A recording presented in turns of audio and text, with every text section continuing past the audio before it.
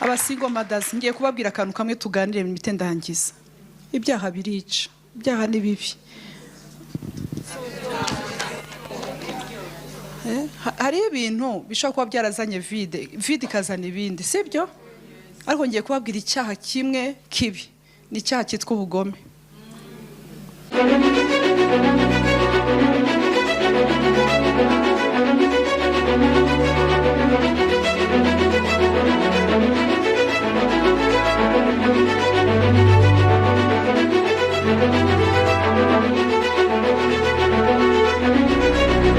Ubwiza bw'Imana.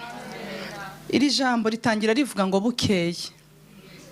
Bukeye ni kuvuga ngo ntabwo bwacya butarigeze kwira, ariko bukeye, vuga ngo bukeye. Yesu aza mu mudugudu. Wari uzi ko bukeye ku buzima bwawe? Wari uzi ko bukeye mu rugo rwawe? Bukeye Yesu agera mu mudugudu witwa Nayini. Abigishwa be n'abantu benshi bajyana nawe, abadisipure n'abantu benshi. Ageze hafi y'irembo ry'umudugudu ahura n'abikoreye ikiriba. Hariho ikiriba ariko hari n'abantu bakikoreye.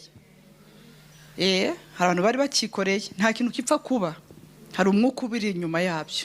Ariko abakikoreye aravuga ati muture tiyacini, mushire hasi murajya gushingura. Se igihe cyo gushingura siki, uyu muntu yarashinguye bihagije, ariko iki sigiye cyo gushingura. Ahubwo iki ni igihe cyawe cyo gushingira. Ariko mana mwambabare, ndashaka kuvuga ngo sigiye cyanjye cyo gushingurwa, sigiye cyanjye cyo gushingura, ni igihe cyanjye cyo gushingira.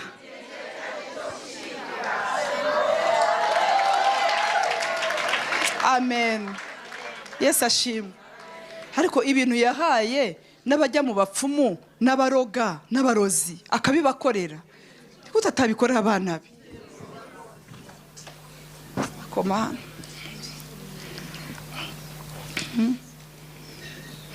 Haleluya. Haravuga ngo ageze hafi y'irembo ry'umudugudu ahura n'abikoreye ikiriba. Uwari wapfuye yari umwana w'ikinege. Niwe yari afite gusa. Uyu mugore yari afite umwana umwe. Uyu niwe nicyo kintu kimwe. Muri Zaburi 22 kuri 21 ahantu havuga ngo Mana, icyo wampaye kimwe rukumbi, ukirinda ubutware bw'imbwa. Wari uzi ko ikintu cyawe makunda mu cyongereza avuga ngo my darling. Amen. My darling. Wari uzi ko your son is your darling. Your daughters abo ni ba darling. Amen, amen. Ndashaka kuvuga ngo my darling, ibyanjye by'agaciro. Icyo wampaye kimwe rukumbi, ukirinda ubutware bw'imbwa. Mwumvise ko izi mbwa zifite ubutware? Zifite ubutware. Ziragenda zikamoka. Izi mbwa siza. Haleluya. Uyu ni Satani n'abakoreramo. Bibiliya ivuga ngo isi nayihaye abantu. Hari abantu bafite ubutware bakabukoresha nabi. Bakabukoresha mu guhohotera abapfakazi. Bakabukoresha mu kugira ngo barenganye abantu batagomba kurengana. Ariko ngo icyo wampaye kimwe rukumbi. Erega ubutware bwa Satani ni bwinshi. Harabo yatwaje drogue, ubwo n'ubutware bw'imbwa. Harabo yashize mu bintu bibi, abashira mu kiriba. Harabo yashize mu kiriba cy'uburwayi. Sibyo? Ni byinshi. Ariko umva. Haleluya. Ngo icyo wampaye kimwe rukumbi, ukirinda ubutware bw'imbwa. Amen. Amen. Yari umwana w'ikinege kandi nyina yari umupfakazi. Abantu benshi bo muri uwo mudugudu bari bamuherekeje. Umwami Yesu amubonye amugirira imbabazi. Aramubwira ati wirira. 14 ndahakunda. Yegera ikiriba. Wari uzi ko Yesu n'ibintu byanutsa byegera? Njya numva abantu bavuga ngo abantu nyine ukuntu bagiye batuvaho. Abantu ni Yesu wenyine ukwegera abantu. Donc iby'inyungu byavuyeho ni ukwegera. Ni utagira isoni zo kukwegera. Mwari muzi ko nubwo mubona byitwa ngo abantu baradukunda, ariko hari nk'akantu kanjyaho abantu bakigirayo. Sibyo? Umuntu yarakubwiye ati Imana yawe Apotre izaba Imana yanjye, ariko yabona akantu kakubayeho kuko nta muntu ukunda kwiyasosiya n'uwamwaye. mwambabariye sibyo ariko umva ikintu kizatuma nkorera Yesu igihe byari bimwaje nicyo gihe atatinye kunyegera. Oh my God, abantu igihe bazamenya ibitagenda mu buzima bwawe bazagenda bigirayo, ariko Yesu yamenye bitagenda nibwo akwegera. Yesu ni mwiza mw'abantu. Yesu gukiza ikiriba cyitwa idini. Erega idini naryo ni ikiriba sometimes, kuko iyo udafite ubusabane n'Imana ugatinda mu kintu kimeze nk'ikidini ukabaho, nacyo ni ikiriba cyakubuza kubona Imana. Haleluya. Aregera, ntiyatinya kubyegera, aregera. Ko Yesu ndagukunda. Ntabwo yagikoze ataracyegera, abanza kucyegera, aracyegera. Wari uzi ko Yesu agiye kwegera iyo ngwara akayireba, agiye kwegera ako gahinda, agiye kwegera ibyo bintu byose akareba ikigufunze. Abantu biri kuvuga ngo ntuseka, none se wisetse? Ako mwana abaye Yesu ashimwe. Wisetse se ni ikiriba, icyo kiriba nicyo Yesu agiye gukoraho kugira ngo nawe useke nk'abandi.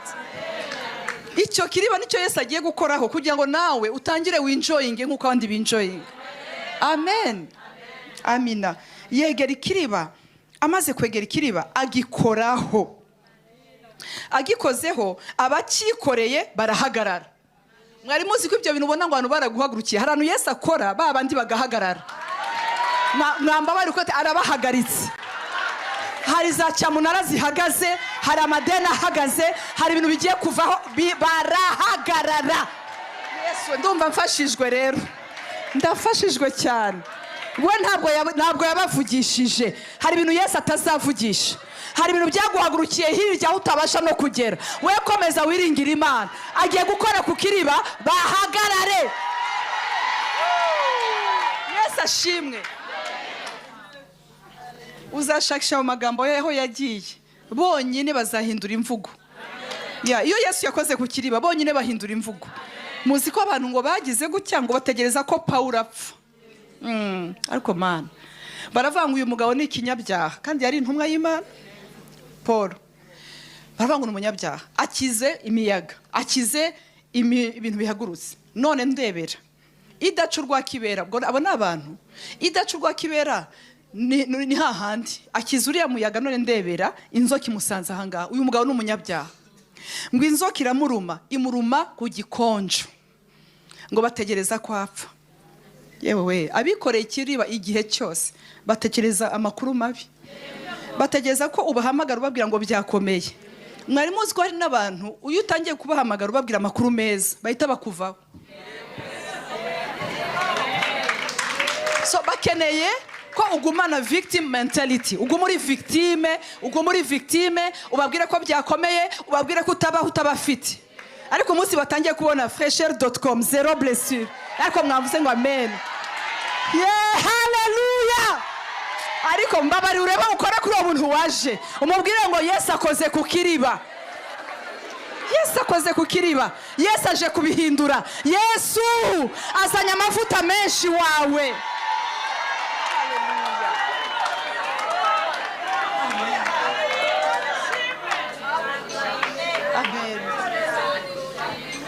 Mumva ikintu cyashifashije nakunze muri iki cyanditswe.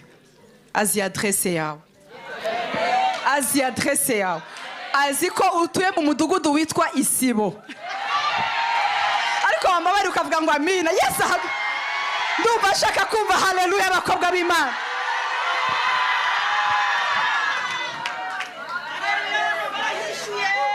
Arahazi, abantu baraguhisha ariko Yesu akaguhishura. Nigeze kujya ahantu muri Amerika, hariya muri za Virginia. Noneho umudamu umwe gutyo umuprofesa nyine w'umunyarwandakazi. Hanyuma abantu ngo banyakiriye aho ngaho, ngo baragenda barampisha. Arangije ararota abantu banshize muri plafond bampisha. Kandi yari umuntu uje kumpesha umugisha. Barampisha, bamwima contact barampisha. Arangije arandota. Tugiye kubona tubona yinjiye hano turi. Mikro ati mwamumpishe none ndamubonye. Ariko mwavuze ngo amen. Yesu ahabwe icyubahiro. Haleluya. Ikiriba kiraza kikaguhisha, kigahisha ubwiza bwawe, kigahisha ubugwaneza bwawe, abantu bakagenda bakakuvuga nabi, ugasanga ahantu wari gutabarirwa bishe reputation yawe, bakica reputation yawe. Icyo ni ikiriba. Bakagenda bakagushiraho ibintu byagucisha umutwe. Umugore araza arambwira ati ndakubonye nuko nakurose, ati baguhishana muri Prophetic ariko nakubonye. She was a blessing to me. Yari umugisha kuri iki. Hari ikintu ngiye kubwira abantu, umuntu Imana ifitiye umugambi, wamukunda utamukunda, ushatse wakwiyasosia, ariko ushatse wakwiyasosia na movement Imana irimo. Ibi bintu narabyize. I have learned. Hari umugabo witwa Ntuza, yitwa uriya mugabo sebuko wa Yakobo yitwa Labani. Yaravuze ngo I have learned by experience. I have learned. Narize by experience ko I was blessed because of you, Jacob. Aravuga ati giye nabaye blessed, nababonye umugisha kubera wowe. Najya mbabwira ikintu kimwe bene data, gukunda umupfakazi no kwiteganyiriza. Gukunda umuntu ubabaye no kwiteganyiriza. Gukunda umuntu Imana yavuzeho no kwiteganyiriza. Kambahanurire. Hari abantu babonye umugisha ku bwanyu. Hari abantu uyu munsi mushobora kubifata nk'aho ariko power of association. Nzagira igihe nyigisha. Kuko abantu bazi bavuga ngo jewe ngo sinshaka kwiasocia n'abantu ngo Yesu arampagisha. Yesu afite ibintu yateretse mu bantu. Yesu ashimwe cyane. Mumvugire ngo Imana. Mumvugire ngo Imana. Mumvugire ngo Imana. Mwebwe reka mbabazi, umupfakazi utuma Yesu areka gahunda ze, akavuga ati ibintu byose nakoraga birarangiye, ariko ngomba gukatira mu mudugudu w'Inayini, ngomba kumanukira muri Kigali nkasura uriya mukobwa w'Imana. Wumva bitari hatari? Iyi ni anointing breaking a protocol. Protocol ikamenagurika. Bakavuga turiya muntu ninde, uriya ninde? Ni umukobwa Yesu yakunze, ni umukobwa Yesu yagiriye neza. Amen. Yesu ashimwe. Abikoreye ikiriba barahagarara. Ndashimira Imana ko igihagarika n'abagabo bakomeye. Bagahagarara. Iyo oda y'Imana yaje. Oda y'Imana. Reka rero mbabwire, Imana ikora ibintu bitangaje. Hari umuntu wari ufite ideni rirenze. Turasenga Imana. Agira favor ajya kuri banki bakuraho. Asengera ahangaha. Amafaranga bakuyeho sinayavuga. Arangije arambwira ati ndebera. None ndamubaza abakurega barihe? Abakurega barihe? Wari uzi ko ari ibintu Yesu mbona ari gucishamo ikaramu?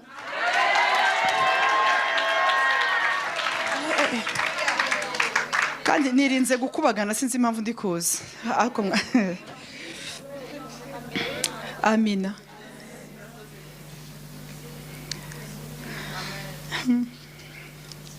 Ubushize nabwiye abagabo umugabo w'umusirikare, abantu nibo bamutabarije kuri Yesu. Nibo bamutabarije kuri Yesu. Naho nyine muri ruko naho inyuma nimugeyo, barangije ngo binginga Yesu, baramuhenda. Baramubwira ngo uwo muntu birakwiriye kumugirira utyo. Birakwiriye, ntabwo ari kuvuga ngo ni Yesu ntabwo ari fevu umugiriye, birakwiye ko Beti umugirira utyo. Ako mwavuze ngo amen. Abantu bazi yuko ngo Mana ngo buriya unzajya mu cyaro, nta cyaro birakwiye kubugira inzu, ubuturo. Oya.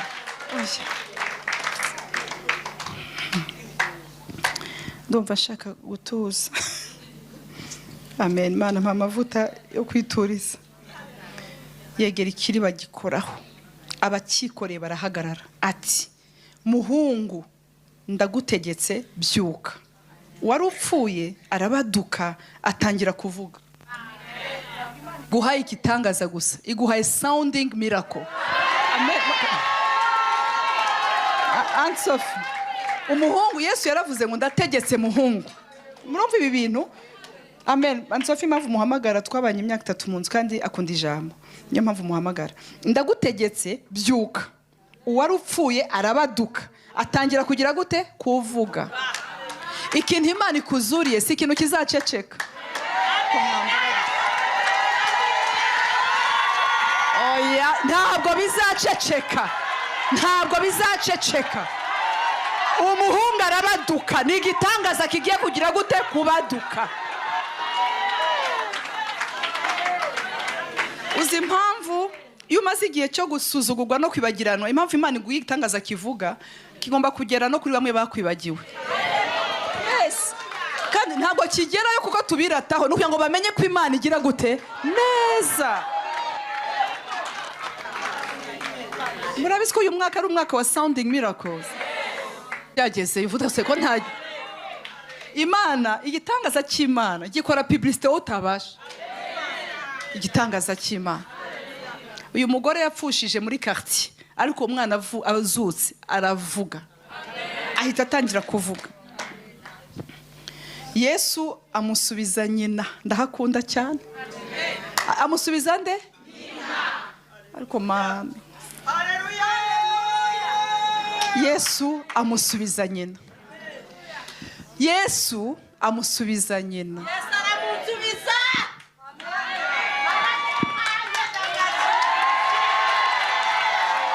Hari ibintu dutunze ariko tutabifite. Mwiranga muntu barimo ariko ntitukibafite. Ariko Yesu amusubiza nyina. Yo. Waruzi ko bagiye kongera kugukenyeza. Bagiye kongera. Bakaza. Bakavuga nk'abazutse bakavuga amusubiza nyina. Yesu ndamukunda cyane. Ibaza ariko mumbabarire murebe aka kantu, sinzi ko mujya mukunda ijambo ku buryo mukora mu bifotora. Ibaza abari bahetse ikiriba baraho, abari baherekeje, muzi ko abantu bajya baherekeza, hari abantu bujya basapa cyane ku munsi w'ikiriyo. Muri hari abantu basapa byave, murabizi ko mu kiriyo burya nabwo abantu bambara neza, abantu bambara neza mu kiriyo, sibyo? Yabaza rimwe na rimwe ukajya bagira gutyo ukajya kubona bari kurira batarira. Kandi rimwe na rimwe kuko bari muri lunette ntumenya ngo barize cyo ariko mwamba bariye. Ariko mu ntabare abasirimu haleluya. Abo bose bahari baje kureba what is going on, you know? Hari abantu baguherekeza. Yes, reka tumuherekeze, twabanye n'umugabo we neza. Kandi n'umuntu wari ufite izina, n'umuntu wari uzwi kameme. Hari n'ahantu hasorti iriya ni ligne kameme. Ndababwisha ukuri, hari abantu uri kubabara, uri kurira, abandi bafata ikiriyo cyawe bakakigira ligne. Ako mwana abaye mwuka byara. Sibyo mama? Bose bari bahari, bose bari bahari. Ibiriyo bisigaye binahenda. Urumva harimo icyayi kuva kwa mbere kugeza kwa mbere wundi. Ako mwamba bariye. Harimo ibintu byinshi. Ariko Yesu akoze ku kiriba ntiyavugisha umuntu numwe muri babana baherekeje. Amaze kugira gutya afashe kiri umwana avamo. Umwana atangira kuvuga, kuko kuvuga ni sinye babantu bose bamenye ko this is a miracle. Hanyuma arangije amusubiza nyina bareba. Amusubiza nyina.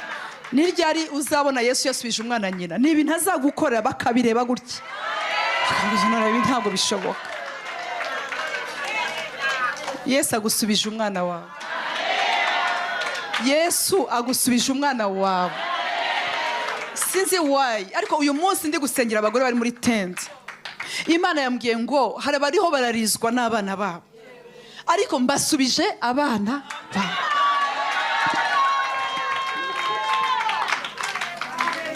Habari gusaba gakiza k'abana babo, ariko Imana iguhaye umwana wawe. Ikuzaniye umwana ukijijwe, ikuzaniye umwana usenga, ikuzaniye umwana ufite fellowship na Mwuka Wera.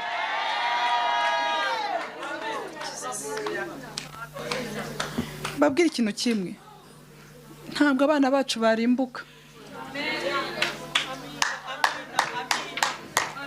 Ntabwo bishoboka.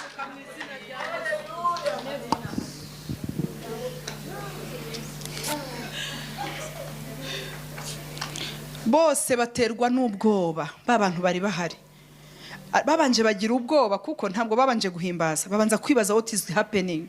Baterwa n'ubwoba ngo bahimbaza Imana bati umuhanuzi ukomeye abonetse muri twe, kandi bati Imana igendereye ubwoko bwayo, igendereye ubwoko bwayo.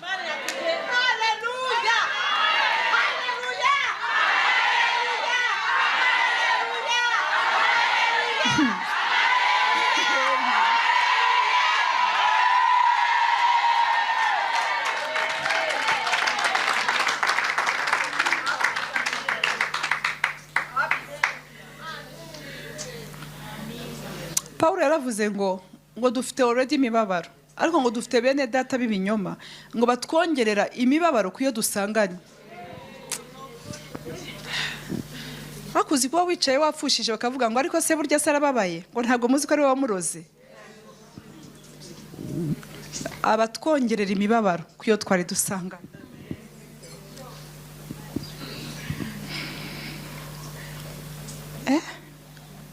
Muzi ko Yesu yageze kwa Mariya na Marita, mbaha amakuru, akora ku kiriba.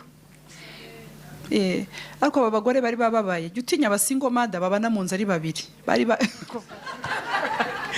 Mbabwira aya makuru cyangwa babiri. Buriya rero uruva buriya ni na byiza ko bituma bamarana irungu.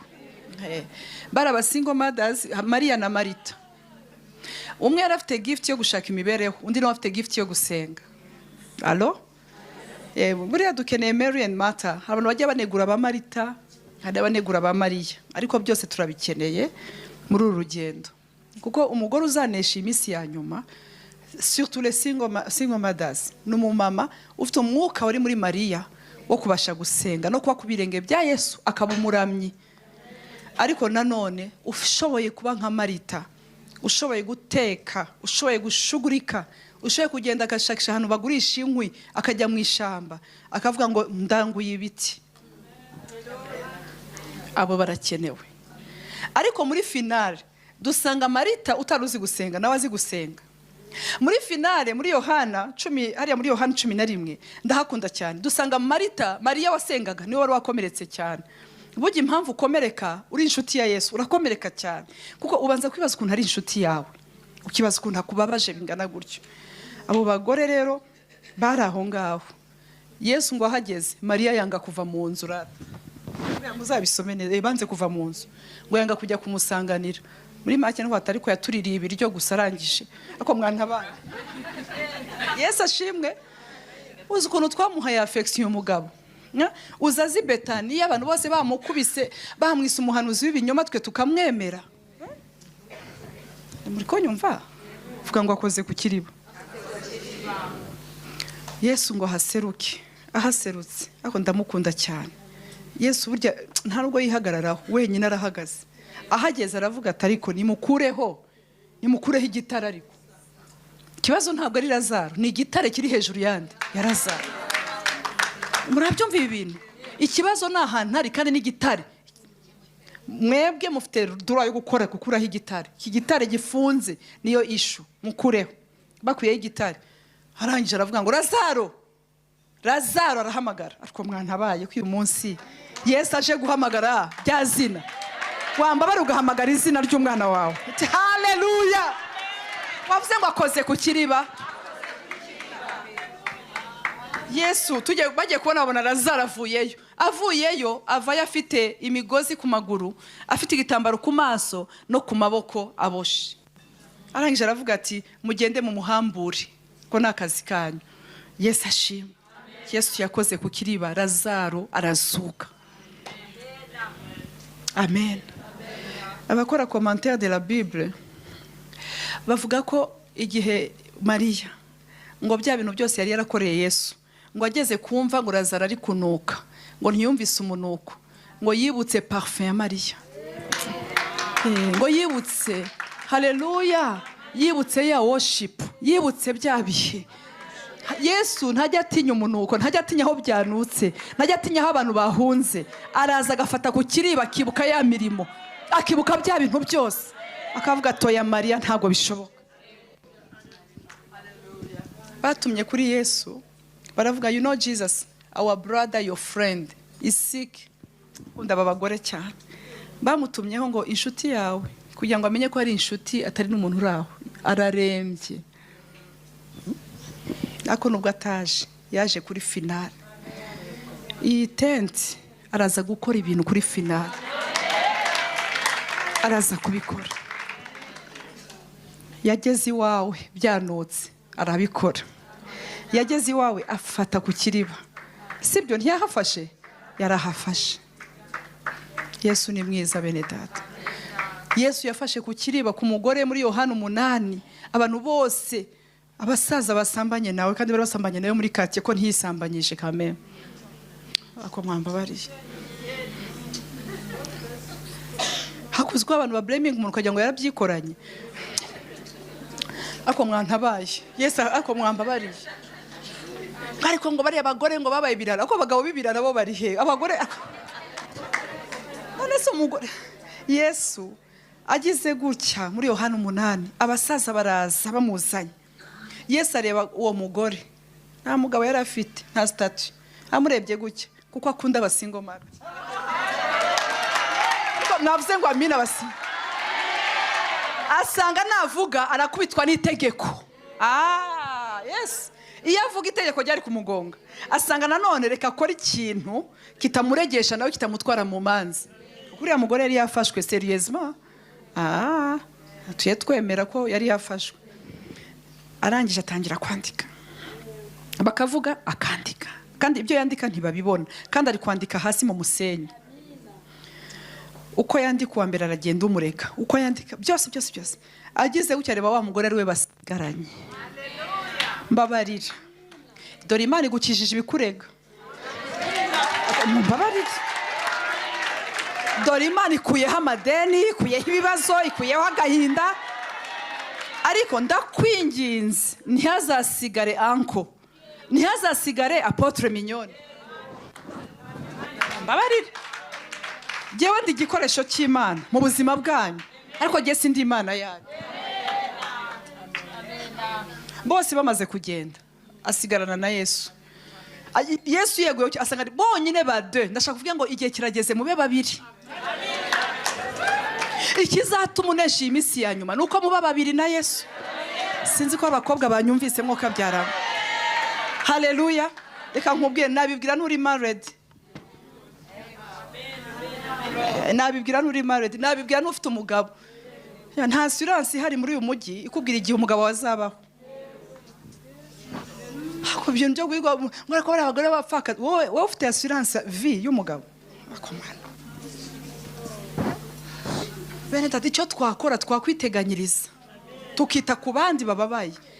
Kugira ngo natwe Imana izatugoboke. Ndumva ntazi ibintu ndi kuvuga. Basigarana ari babiri arangije aramubaza, "Madame, ukurega ari he?" Are nawe. Aramubwira ati, "Go and sin no more." Genda, ariko rero ikintu ugiye kumpemba, ntukongere gukora ibyaha.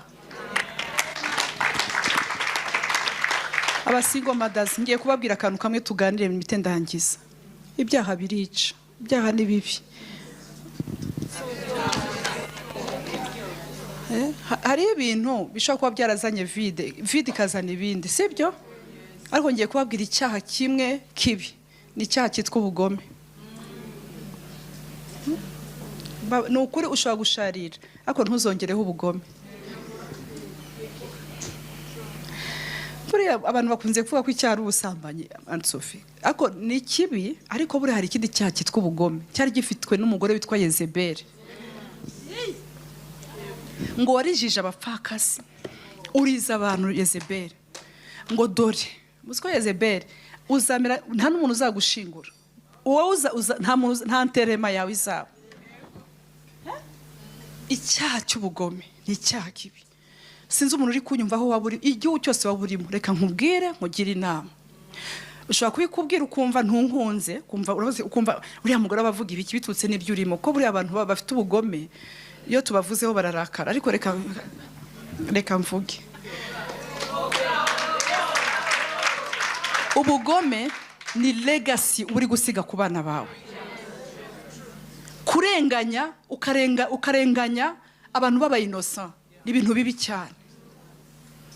Allo? Kurya abantu kugira utugore uvuga ngo narababaye ngo Afrika warababaye warakubititse. No ugasigara uri umuntu w'umugome. Ubugome ni bubi. Kuko ubugome bwashize iherezo kuri Jezebel. Umukozi w'Imana witwa Yehu, Imana imuha amavuta yo kurangiza Yezebel. Bivuga ngo uyu muntu afite ubugome. Hari abantu baba anointed kumurangiza. Ba Yehu basigiwe kurangiza Yezebel. Wumva ko ari bibi? Murabyumva? Yezebeli ngo yarazi gusokoza akamenya kwimakiya. Muri makiyaje harimo ubugome. ngo rimwe rero yicara mu idirisha cyo yimakiye ngo yasokoje n'umushatsi yawugize muremure. Kumbe muri Yezebeli harimo umwuka mu bikoko, umwuka ugambana, umwuka udashaka abandi baramuka, umwuka mubi. Imana idufashe. Dore Yesu akoze ku kiriba. Dore Yesu akoze ku kiriba. Muzasigarane muri babiri. Uriya mugore abwa tugenda ntongere gucumura, muri make genda ntongere no kwihorera bari abantu byarangiye. Uyikora iby'ubugome dore nabirangije. Hari abantu mu by'ukuri bakugira nabo kumva nawe wakwihora, ariko Imana ishimwe ko ari iduhorera. Tumva amen, haleluya.